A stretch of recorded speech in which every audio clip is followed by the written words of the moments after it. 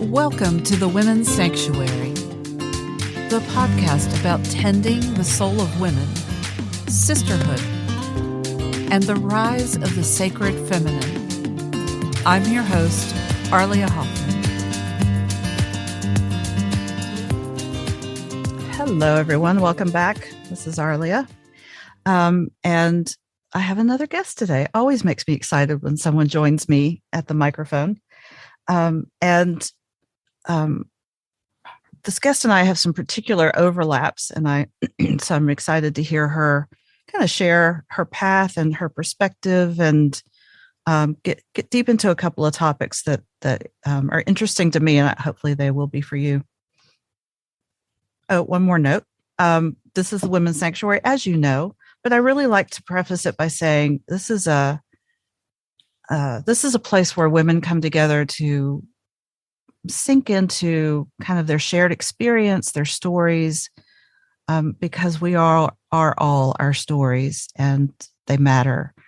And I've designed this place to be a place of sisterhood and learning and inspiration. So that's who we are, and this is where we are right now. And coming into the temple space today is Robyn Hubbard. Robyn and I met in the world of spiritual companioning, and she's going to help us unpack what that is through Spiritual Directors International. And I was at their conference and heard her speak, and I was like, instant recognition. I'd like to work with her. So we're going to talk in depth with her today. She's a spiritual companion, grief counselor, certified dream work facilitator, body work, and a well-resourced guide into the depths of self, where we access our jewels of transformation and soul growth. Her work involves spiritual companioning that includes deep listening, dialogue, somatic awareness, embodied movement practices, and the exploration of dream material that is symbolically represented through our sleeping and waking dreamscapes. Her broad background of body-mind healing and movement-centered work includes biosomatics, inspiration from 5 rhythm stance, soma source, and authentic movement, along with her longtime passion as a dancer and soul-centered mover. A broad array of dream perspectives, Jungian and depth psychology, indigenous and interspiritual wisdom also deeply inform Robyn's work. Hi, Robyn. Welcome to the Women's Sanctuary. Hi, Arlia. Thank you so much. I'm so honored to be here in this place of sisterhood and sanctuary. I'm thrilled to have you. When I got acquainted with your work, you were presenting what you call the 4 paths of soulful living and grieving, which I just found so moving. It was really helpful for my path and my process. Let's start there. Just speak a little bit about what that is and how that came to be.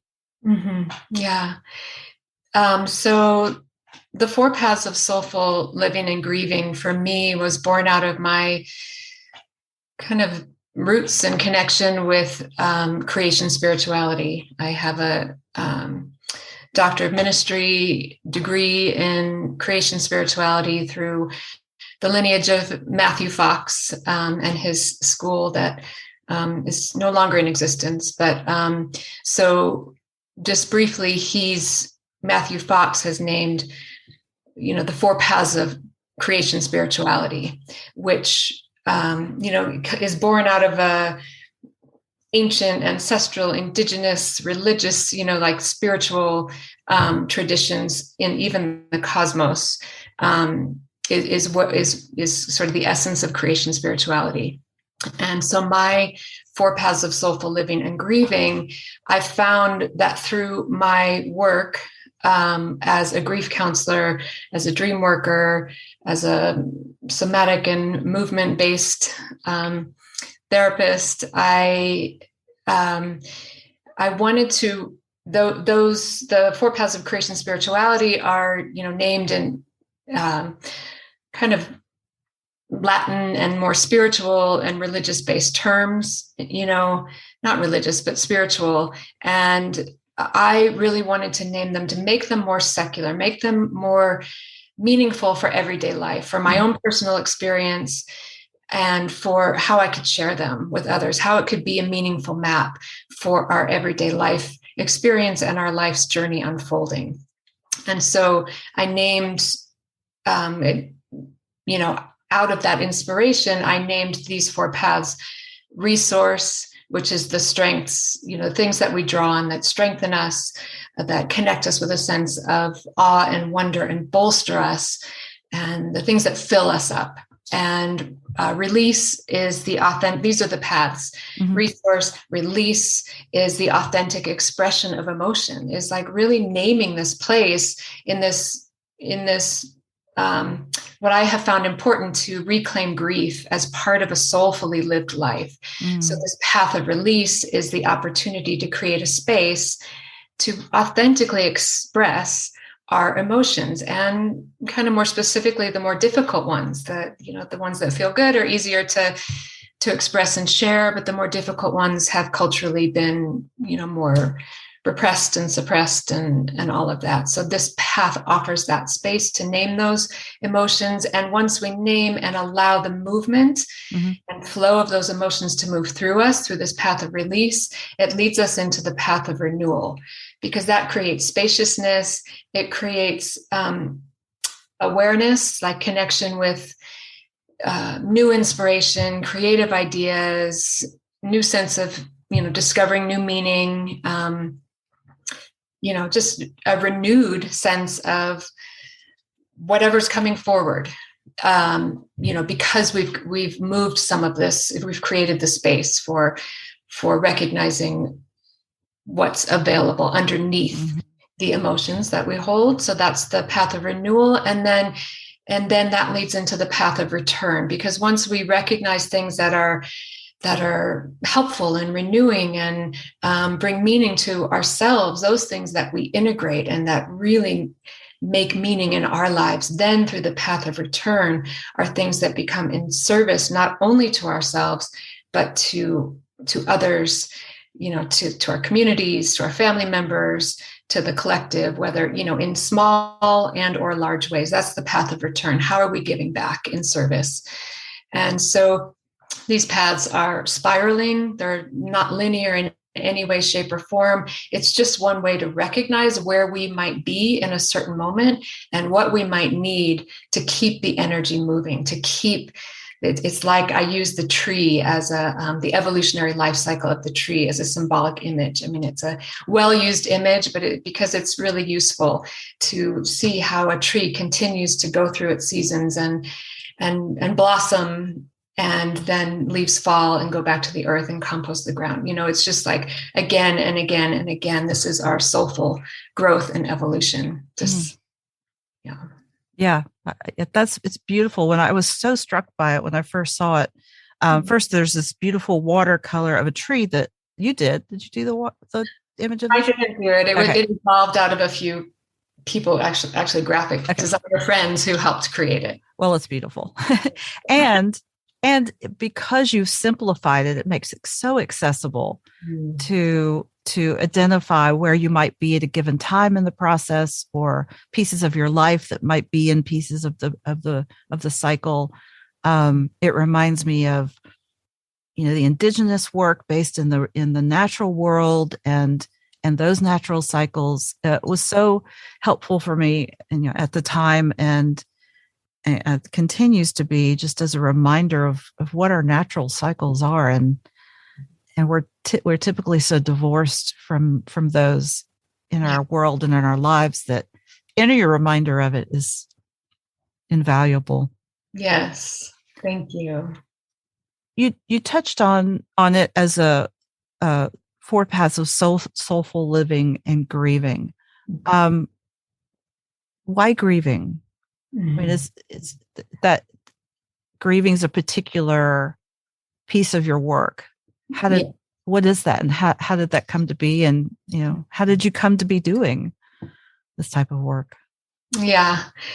Let's see. There's a lot to that question and to the answers that I can share. I mean, again, just to reiterate, this whole idea of soulful living and grieving, for me, I guess it's just been part of my life journey and what I came into the world to share. It's just what has evolved through my experience over time of reclaiming grief as part of a fully lived life with, our hearts open, our minds aware, our bodies engaged, and our souls ignited. And so I just have found this void of, the place for grief and grieving in our culture. And I have, which leads me into, I've had, experienced a lot of grief throughout my life, as many of us have. And a lot of, big challenges that started early on in life. And one of the biggest ones that really, I feel like, defines and continues to guide the course of my life is my mom getting brain cancer, when I was 13, at a very, important time in my life. And my mom was my world. And I had 2 older sisters, and I saw my mom, to use that word, companion them through adolescence. And here I was kind of alone, because she was very consumed with her treatment and the effects of the brain tumor and all of that. She actually lived she had an incredible, what maybe some would call a spontaneous healing that lasted for 7.5 years, though there were deficits that she experienced. And then she got another brain tumor when I was 20. And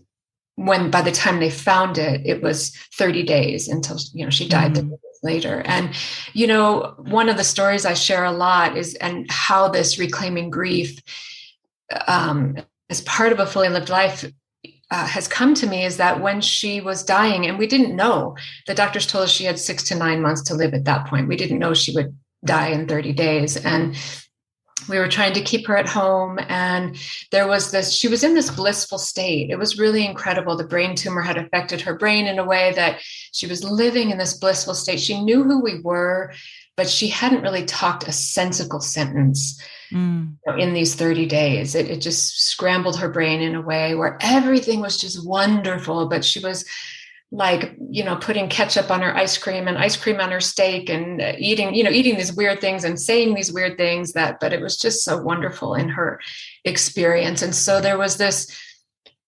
message, and I was 20 at the time, that, to not cry in front of her. So she didn't catch on that she was dying, so because she was in this blissful state. So we kind of made this agreement to not cry in front of her. And it was really hard. And so one day she was back in her bedroom, and I went back in her bedroom, and I was just stroking her arm. I sat on the edge of her bed, and I just was stroking her arm. And that wasn't really typical in my family. We weren't very physical, but it was just, for some reason, I just started stroking her arm, and it just felt good, right. And it felt really good to me. And she goes, "Ooh, that feels so good." And so as soon as she said that, of course, tears start streaming down my face. And she looks at me, and as clear as a bell, or clear as day, however that saying goes, she looks me right in the eyes and goes, "It's okay to cry." It was the most clear message she had given because she died a few days later, it'd been almost 30 days. And it was this moment of, oh my God, and she went on to share, like basically in little broken sentences now, but still clear, that she knew she was dying. And it was us who were fooling ourselves, and it was just a really profound moment that was her last sort of mothering moment with me, that she really ingrained in me, one, that it's okay to cry, and two, that, we know so much more than we think we do, or we think each other do. And so by pretending something doesn't really make sense. And it didn't resonate with me from the beginning. And she affirmed that for me. And so that is the thread that I carry forward from her life that really has informed me about just being real, with people and really allowing grief to be a real part of our experience. And in my experience, again, I've been through numerous medical issues that have really required me to face my own mortality for whatever reason, over my adult life. It's just been my journey, among other, losses and things that, that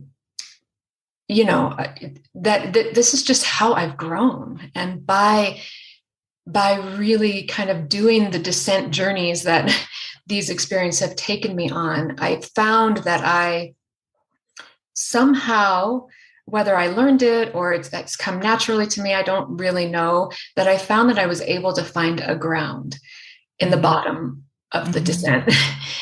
And I was able to just lie there and be with it and let that experience do its whatever alchemical work. Not that I would even be able to say that in the moment of those experiences I was having, but I noticed over the course of my life that this is a place that at least is familiar to me, not comfortable at all, but familiar. And so again, over time, I found that I'm able to hold this space and be with and companion others in this type of experience, and either hold that knowing that the ground is there, because a lot of people are afraid to really fall and because they think like there'll be no bottom, or just be there with them through it. So that's been, I think that answers the question that you originally asked. Yeah, that's so beautiful.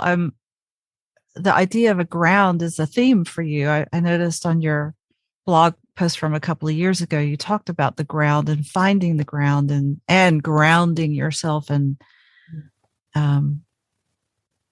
finding that as a touch point to kind of know you've reached bottom, right? Yeah. And you're still okay. You're still here.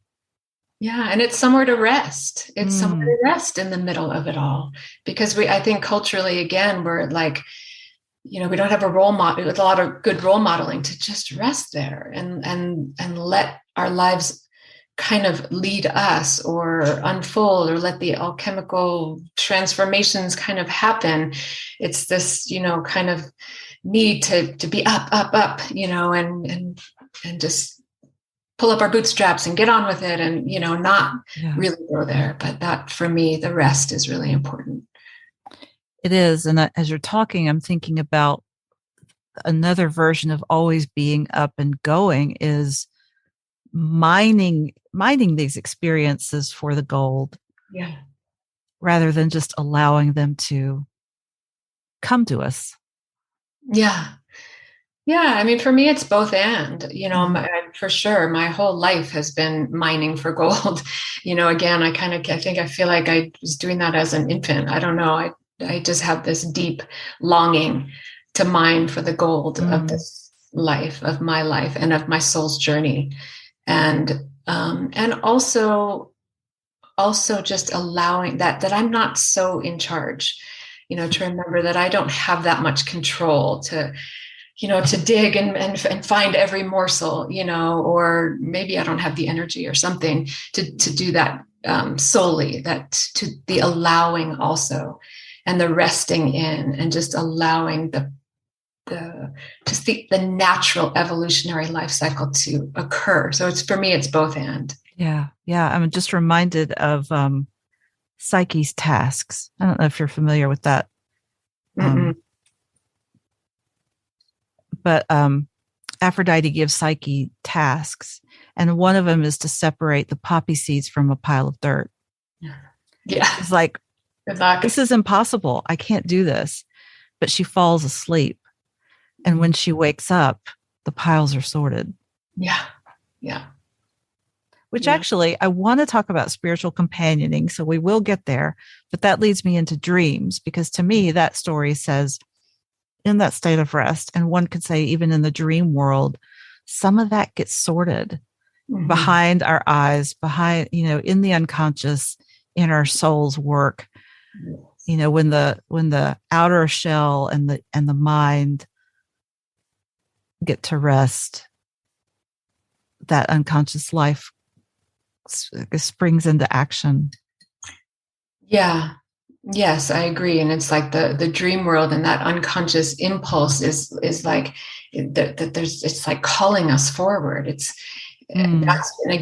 been my experience with dreams, and dream work, and how I came to dream work was also not an easy journey. I was plagued with horrific nightmares my whole life. And, I mean, so much so that there were many years that I never felt rested. I'd wake up and I would still be wrestling with the intensity of these dreams. And,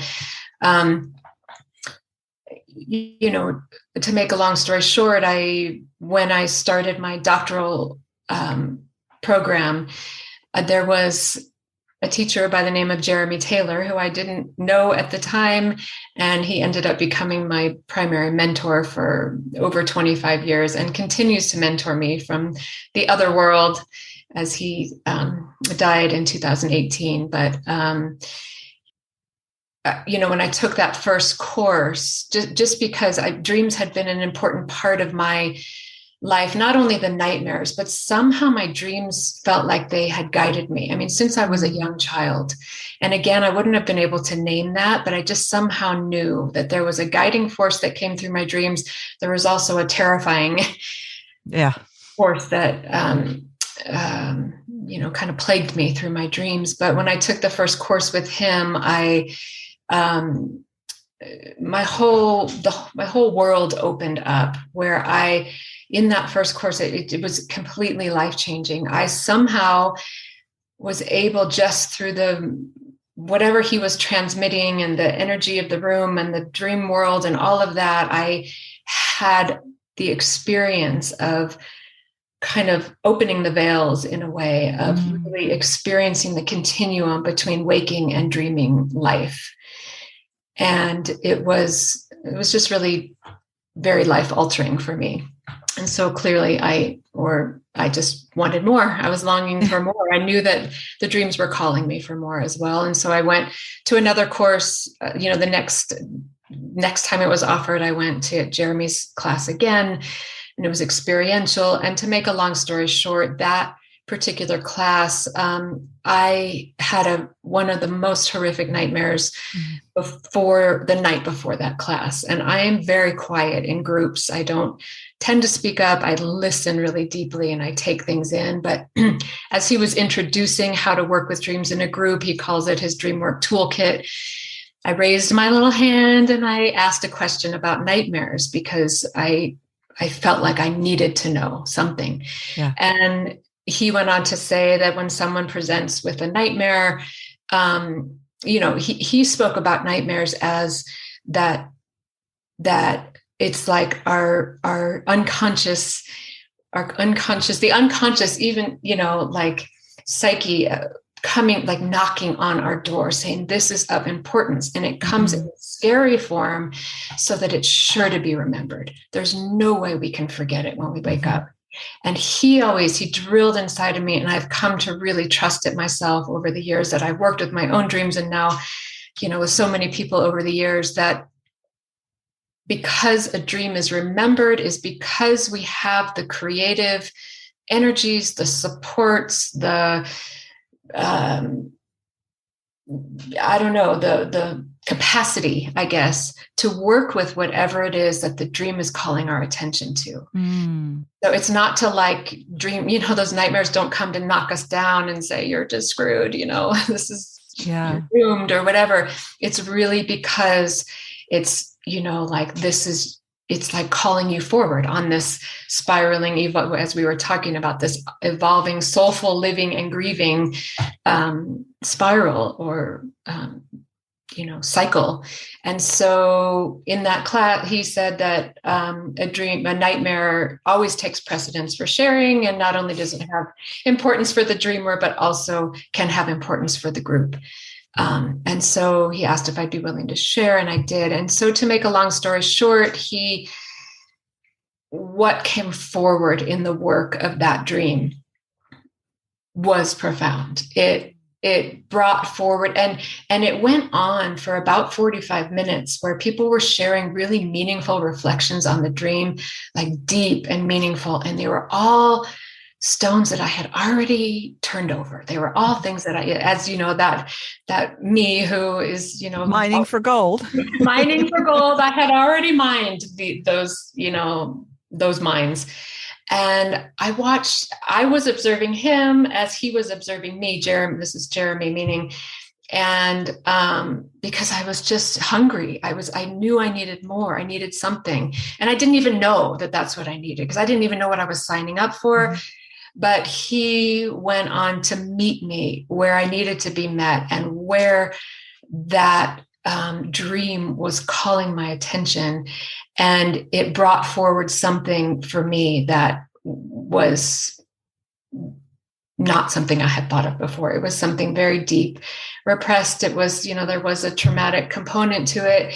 And yet, it came with this incredible download of aha, of truth, somatic 100% knowing and truth and memory and all of this, where I immediately fell on the floor and was sobbing and and it kind of created an uproar in the school and in the group and whatever. But for me, what happened when I was on the floor there sobbing, the predominant feeling was relief. Yeah. I was like, oh, thank God. I understand what these dreams were trying to get my attention for. And so it all got worked through. And from then on, Jeremy became my mentor. And for me, and I just want to name, because there's so much controversy around dreams and repressed memory and all this stuff, that I want to name that for me, and this took and has taken many years.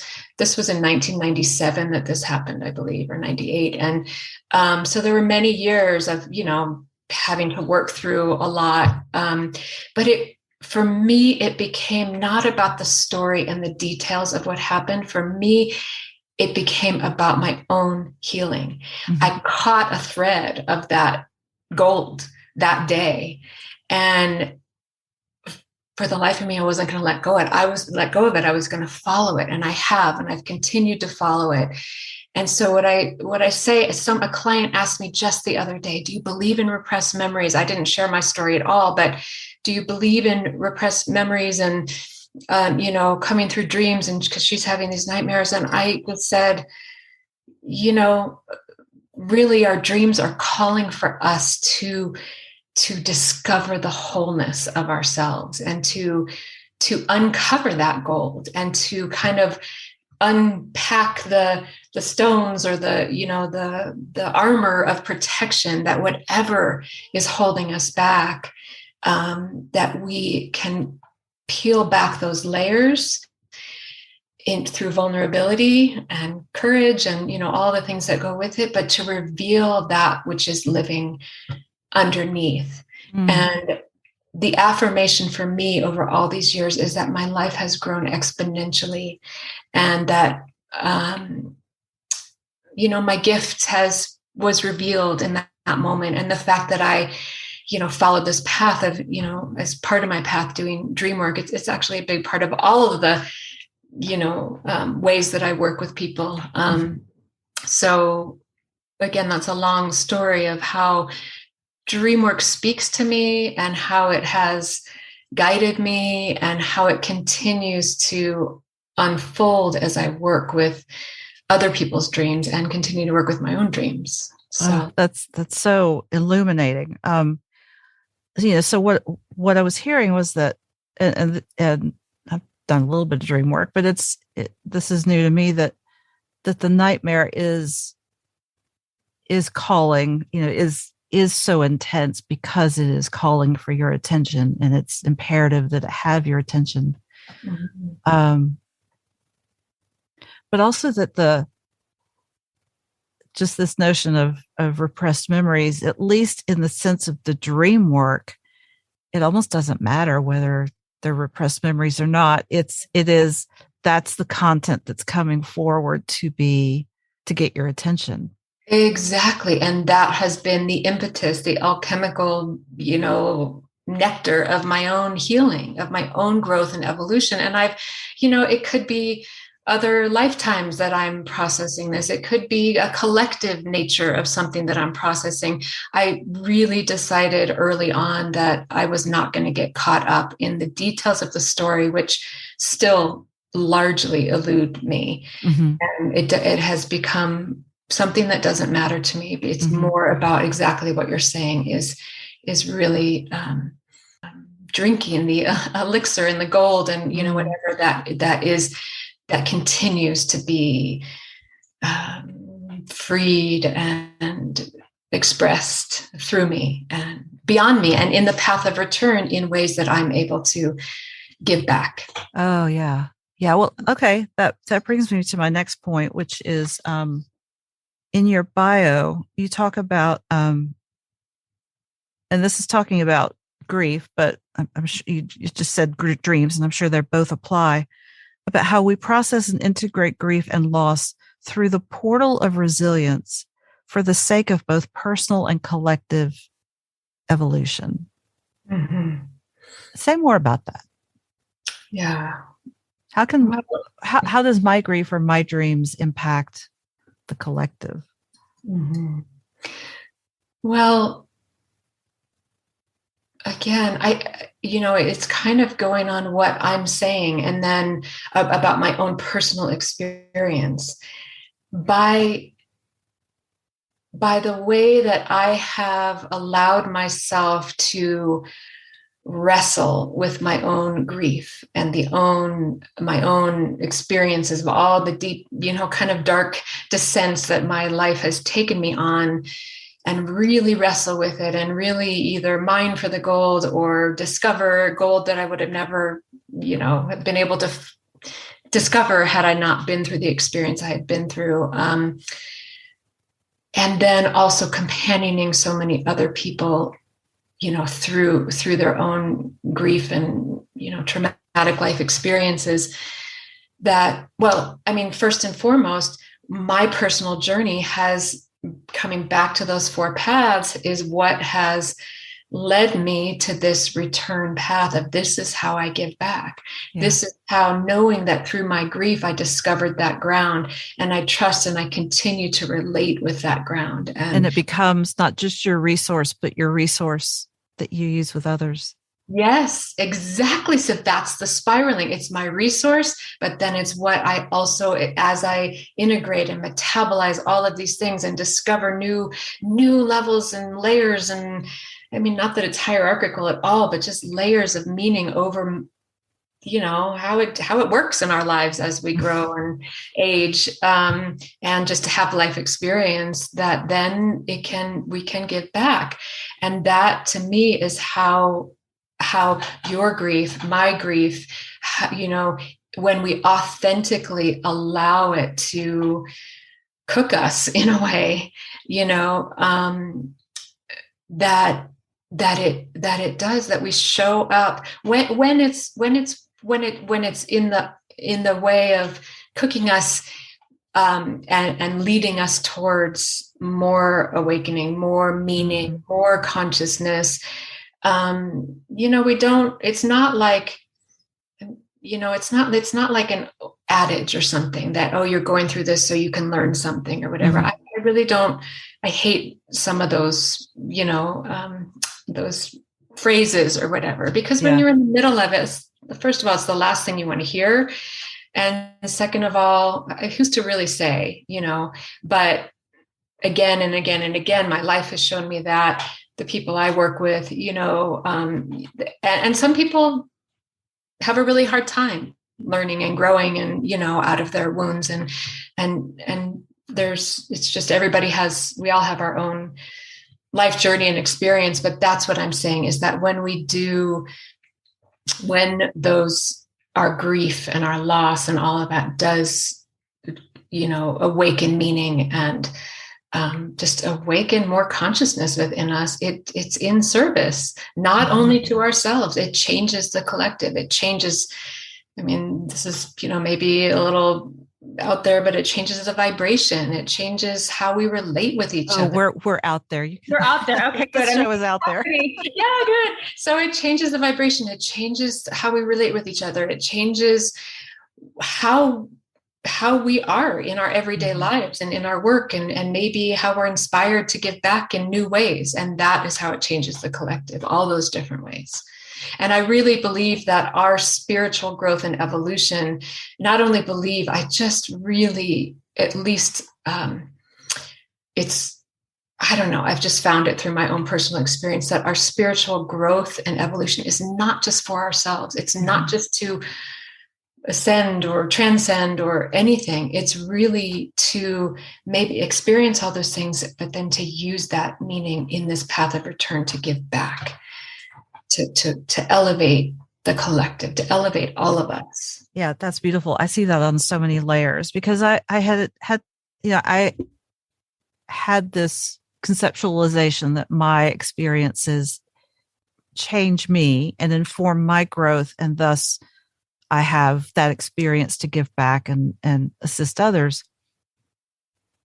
But then this energetic piece, of which actually came to me recently in a different way, of particularly during the pandemic when we're so isolated, what came to me was, yeah, you may be doing something for you in this moment, experiencing something, but every little thing you do affects the collective, whether you notice it or not. Absolutely. Like with this collective vibration is collective because it's all of our pieces together. And that made a huge impact on me, just like knowing, even if I don't see it, even if I'm not actively putting it out there in the world or supporting people, everything I do has impact. And all that gold I mine has impact. It's really beautiful. Absolutely. Absolutely. A lot of people love to work with dreams and interpret them. What's one thing you can give someone to help them work with their dreams? For instance, there's so many schools of thought and about how you interpret, or if you even interpret, or if you accept it on its own, the images on their own, such as Hillman says. What can you offer someone to help them work with their own dreams? If they've got one that's particularly up for them, or comes up and they're like, I don't know what that is. Yeah. I guess that the main thing that I would share, and the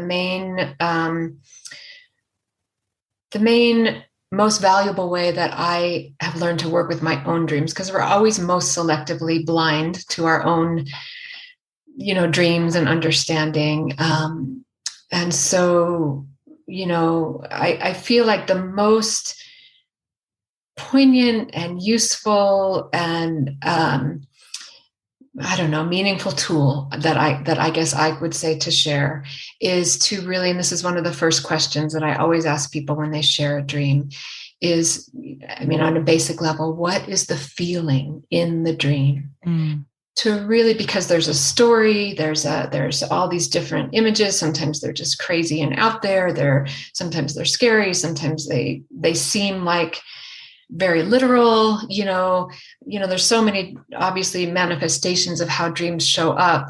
But that question of what is the feeling in the dream, and maybe the feeling, like follow the feeling thread through the dreams. How does the feeling change? What do you notice about what you feel when you wake up?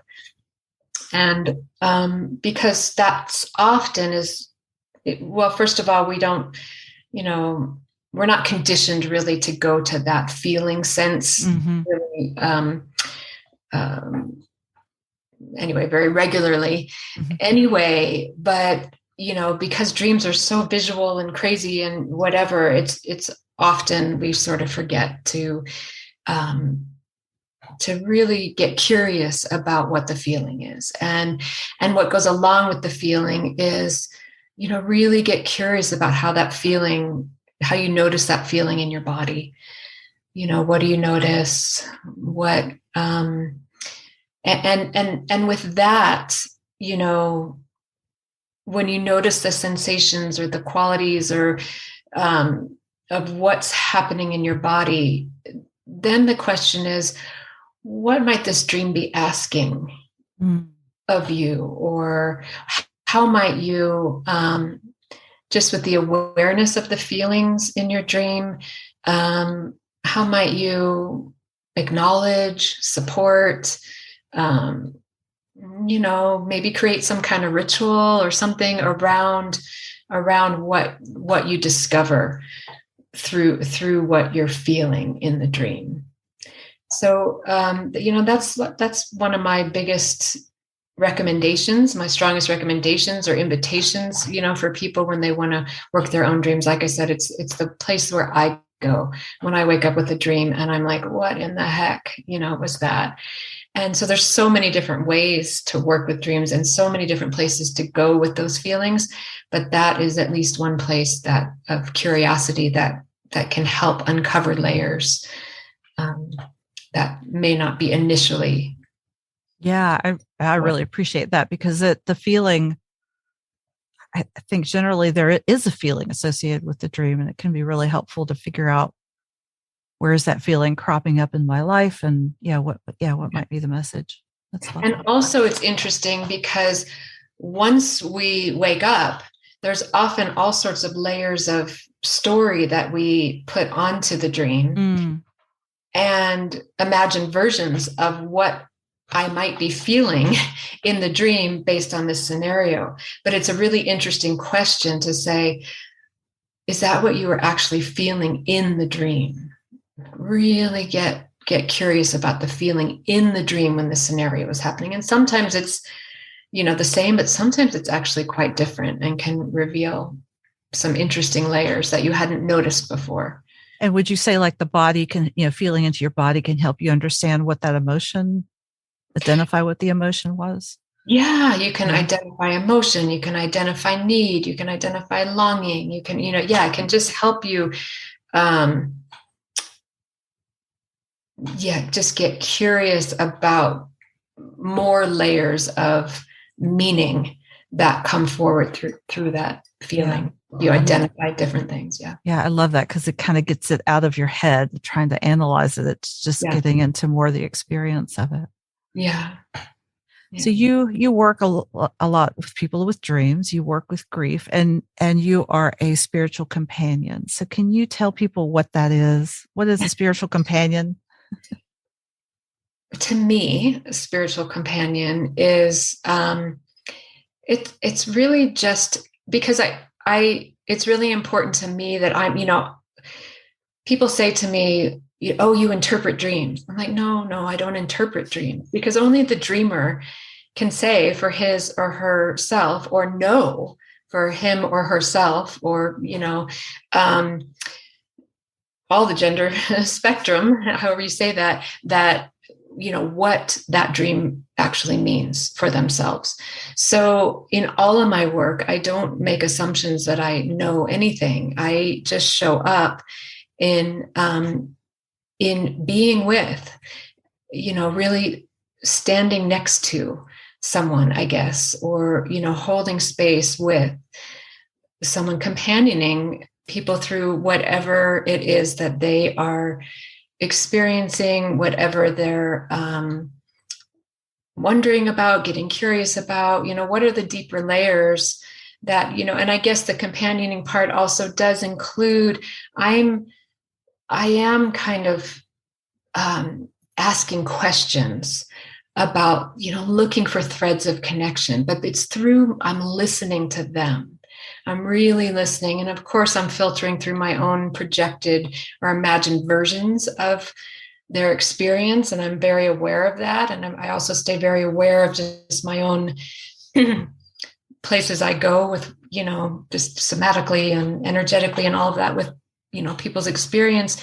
But in that way, that just makes me think I'm also companioning myself. I'm just staying close. I'm staying aware. I'm listening deeply. I'm staying close with myself and another, so that we can listen for those jewels of connection, of meaning, those threads of connection that help weave weave a tapestry, really weave meaning into life experience, or just simply companioning a feeling. And it's as simple as that, just being with. It's really just about being with. It's not always about looking for meaning. It's not always about trying to uncover something. The companioning is really discerning what is the person asking for, what are they longing for? And that's just out of, questioning and curiosity. And then how can I be in service to that? And that's how I companion. And sometimes it's just sitting with someone who's bawling on my lap, or like I did after the dream work, crying on the, sobbing on the floor, or beating the walls, or, whatever it is. Yeah. I can just be with that and not need to change anything. So to me, that's the role of a spiritual companion. And that's how I approach it. It's really beautiful. That's beautiful. And I can feel and actually know firsthand your ability to companion and hold, and the depth of, and really appreciate the depth of your experience, life experience, from the grief to the challenges, and then the dreams. Just gives you this real breadth of, well,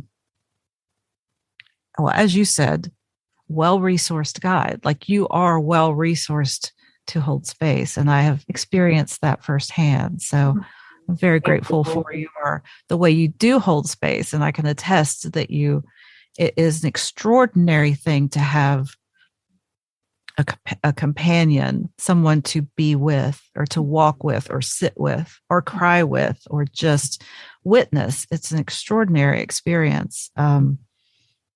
It's unlike a spiritual teacher, and unlike a therapist, or really unlike any other sort of professional that I have experienced. So it is a beautiful way of being and way of serving. So thank you for the way you do that.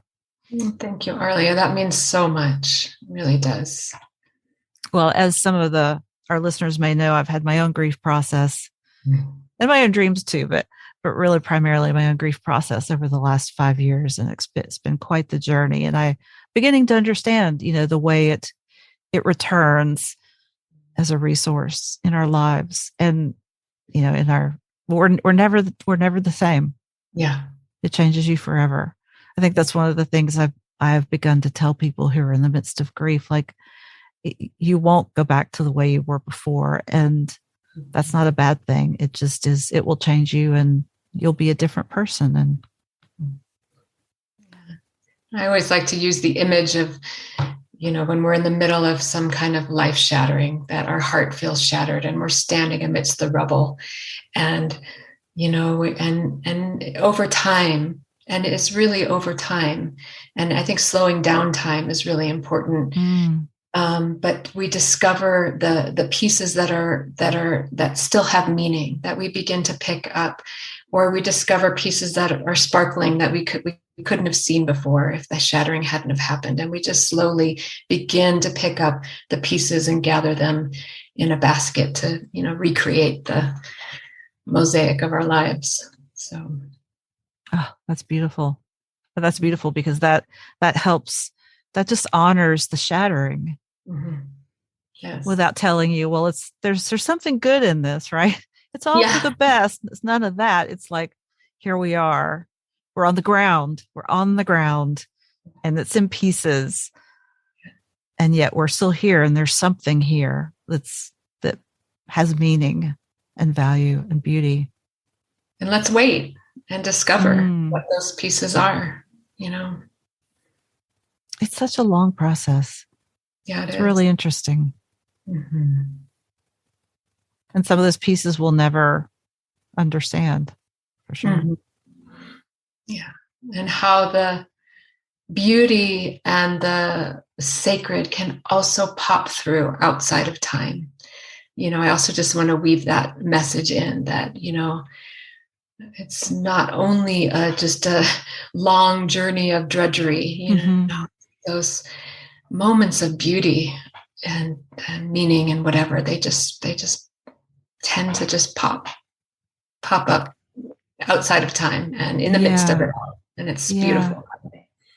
I do remember noticing that and just being in awe of being able to hold the beauty and the pain all at the same time, and to have both those experiences in my entire being at the same time. And it's an extraordinary experience. It's maybe one of the pieces that gets you through the difficulty. Absolutely. That's the resource and the release. They kind of co-occur in some ways, as we go back to those 4 paths, and that keeps us, I don't know. I mean, thank God this life is not linear, because how boring would that be? Yeah, no kidding. Yeah. Well, Robyn, this has been such a lovely conversation. Thank you for joining me. It has been wonderful, Arlia. Thank you so much. I can't imagine that after this conversation, there's somebody who's more interested in your work or connecting with you and learning more about the 4 paths, or maybe wants some companioning with their grief, or even some dream work. How could people find you and contact you if they'd like to?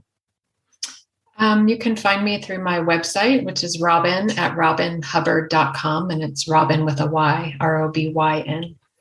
So Robyn at robynhubbard.com.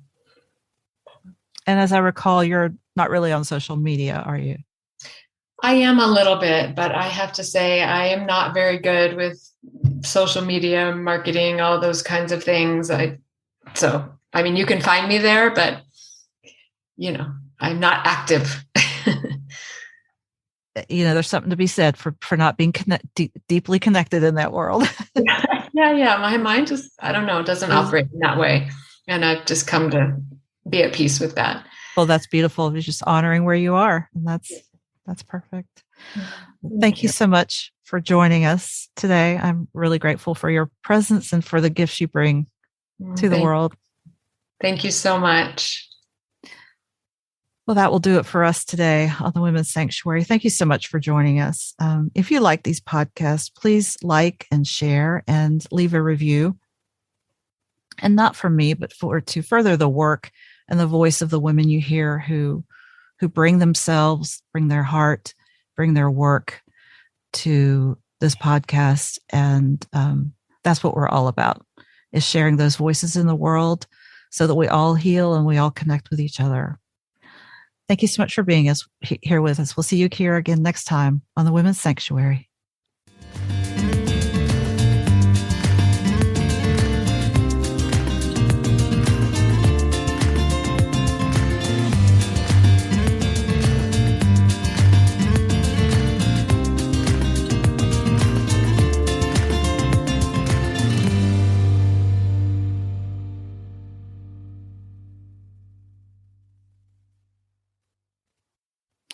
All right, we're clear. Okay, we did it. We did it.